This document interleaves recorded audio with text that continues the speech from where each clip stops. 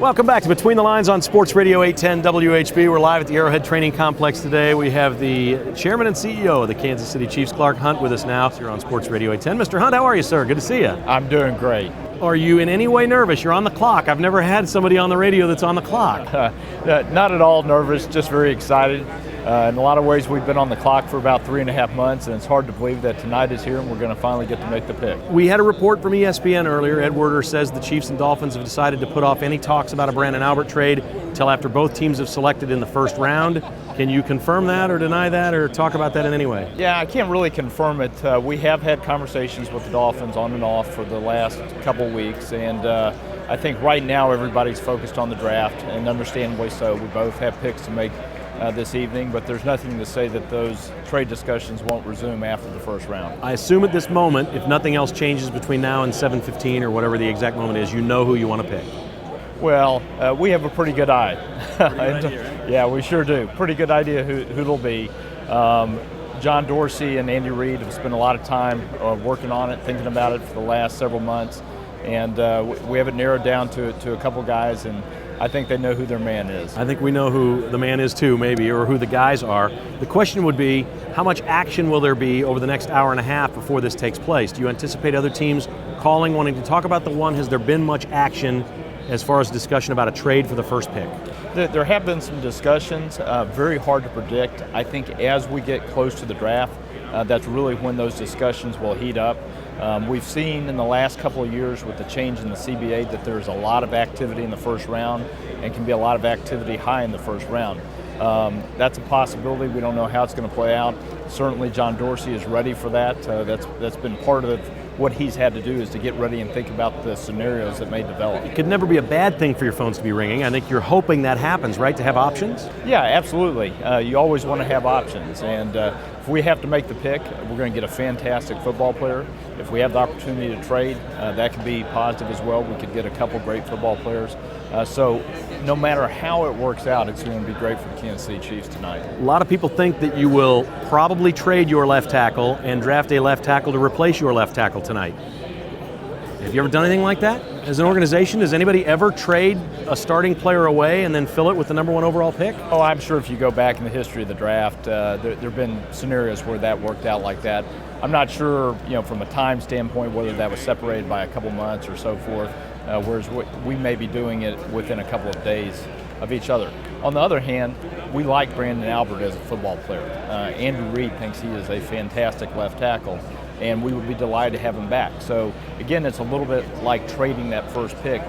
We have options there, and really no matter how it works out, it's great for the Kansas City Chiefs. So would it make sense, did they have to sell it to you, or would they have to sell it to you hypothetically, hey, we want to trade a pretty good player and then fill that spot with the number one overall pick? Is that a hard sell to an owner? No, it's really not. I think if you look at the teams that are consistently competitive, teams that are very effective in the draft, there are times when they let go of talented players. Sometimes those players leave in free agency, other times those players are traded, and that's just part of the business. The Chiefs have been in a cycle for the last 5 or so years where we've been a real young football team. We're now getting past that. We have veteran guys like Tom Bahali, like Brandon Albert. We've re-signed a lot of those guys. You're not going to be able to keep all of them. And if you can convert some of those guys into draft picks as they're leaving the organization, it's a huge plus. Clark Hunt, our guest. He's the chairman and CEO of the Kansas City Chiefs. This is amazing. How did the draft become this, Clark? I mean, look at all these people in here. This is unbelievable. It really is amazing. You can look at the TV coverage, which seems like it's 24/7 about the draft on several different networks. And then this party. This party is a great tradition for the Chiefs. Many other teams have similar parties. This may be the biggest crowd I've ever seen. I mean, we're sitting here still, quite a ways from the draft starting. This room is absolutely packed. There's tremendous energy in here. They've been here all day. These people have been tailgating. You had to let them in early, didn't you? Yeah, that's exactly right.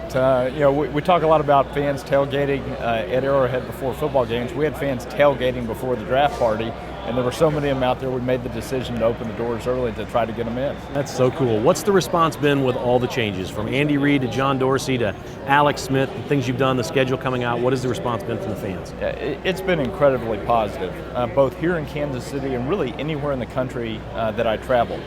Whether I'm talking to somebody who's a Chiefs fan or just a fan of the National Football League, they really like the direction that the Kansas City Chiefs are headed. John Dorsey and Andy Reid are a big part of that.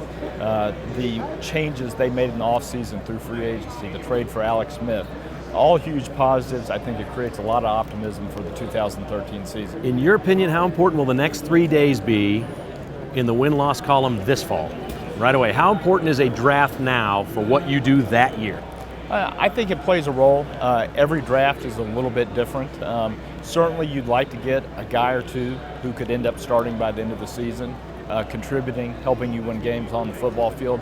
But really the important thing about the draft is looking down the road 3 or 4 years. The guys that we select in the next 3 days are going to be key components of the Kansas City Chiefs in 2015, 2016. Eric Fisher, right?